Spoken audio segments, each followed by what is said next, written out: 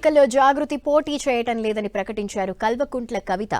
జాగృతి ఇంకా పూర్తి స్థాయి రాజకీయ పార్టీ కాలేదని అన్నారు. ఎన్నికల్లో ఎవరు మద్దతు కోరినా ఇస్తామన్నారు. అవసరమైన చోట తనతో సహా జాగృతి నేతలు ప్రచారం చేస్తారని అన్నారు. బీసీలకు 42% రిజర్వేషన్లు ఇవ్వకుండా కాంగ్రెస్ అన్యాయం చేసిందని ఆరోపించారు.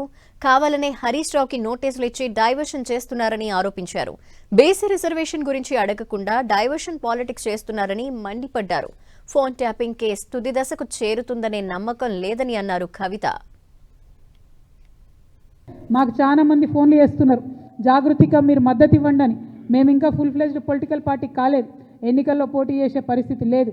కాకపోతే ఎవరు ఎక్కడ నిలబడ్డా బీసీ, ఎస్సీ, ఎస్టీ, మైనారిటీ, ముఖ్యంగా మా ఆడబిడ్డలు, మా యువ మిత్రులు ఎక్కడ నిలబడ్డా వారు మా మద్దతు కోరితే తప్పకుండా జాగృతి తరఫున మద్దతు ఇస్తామని నేను ఈ సందర్భంగా తెలియజేస్తా ఉన్నాను.